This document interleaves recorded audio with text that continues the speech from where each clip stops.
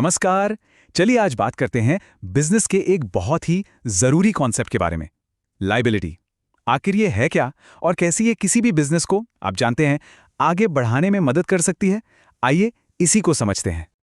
अच्छा, जरा सोचिए, आपका बिजनेस है और आप उसे बड़ा करना चाहते हैं, है ना? मतलब शायद एक नई ब्रांच खोलनी है या कोई नई मशीनरी खरीदनी है। लेकिन एक बड़ी शर्त है, आप अपनी कंपनी का मालिकाना हक मतलब ओनरशिप किसी और को नहीं देना चाहते। अब ये एक बहुत ही आम सी लेकिन बड़ी मुश्किल है ना? तो भाई इसका हल क्या है? तो इसका जवाब सीधा अकाउंटिंग की दुनिया से आता है और इसे कहते हैं एक लायबिलिटी।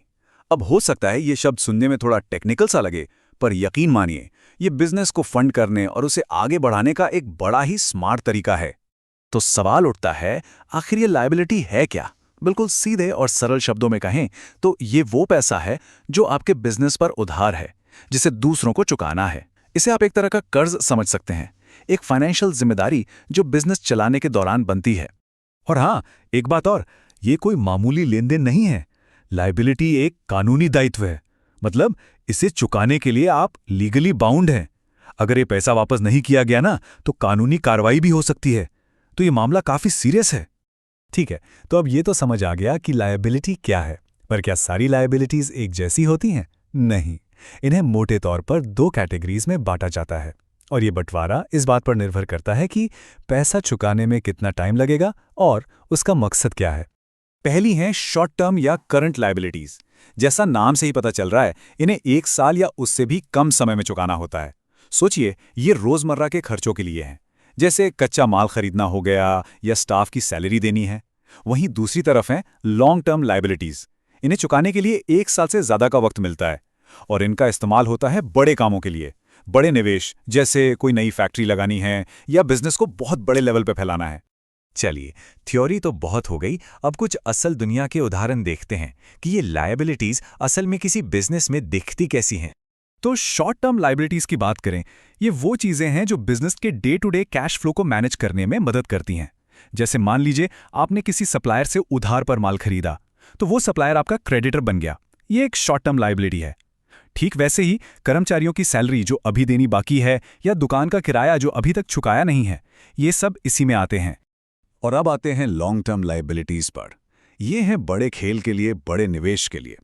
जैसे बिजनेस को एक्सपैंड करने के लिए 5 या 10 साल का कोई बड़ा बैंक लोन ले लिया, या फिर जब बड़ी बड़ी कंपनियां आम लोगों से पैसा जुटाने के लिए बॉन्ड्स या डिबेंचर्स जारी करती हैं। ये सब लॉन्ग टर्म ग्रोथ को फंड करने के तरीके हैं। तो अब ये सारे कर्ज, ये सारी देनदारियां, इनका हिसाब किताब कहीं तो रखा जाता होगा, है ना? बिल्कुल, बिजनेस में हर चीज का एक फॉर्मल और सिस्टमैटिक रिकॉर्ड होता है। तो सवाल ये उठता है कि एक बिजनेस अपनी इन सभी लायबिलिटीज को ऑफिशियली ट्रैक कहां करता है? वो कौन सी जगह है?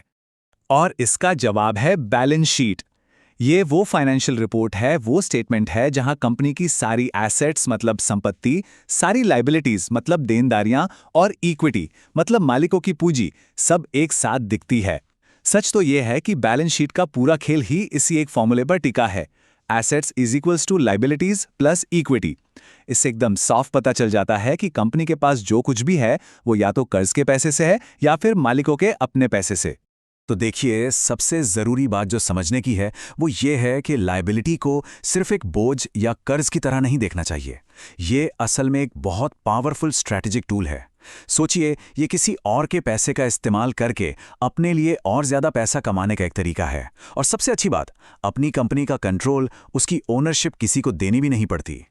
और यहीं पे हम आज के इस विश्लेषण के सबसे दिलचस्प सवाल पर पहुंचते हैं। तो क्या कर्ज सिर्फ एक रिस्क है, एक बोझ है, या फिर अगर इसे समझदारी से इस्तेमाल किया जाए तो ये किसी भी बिजनेस की ग्रोथ का सबसे तेज और कारगर हथियार हो सकता है? इस सवाल पर सोचिएगा जरूर।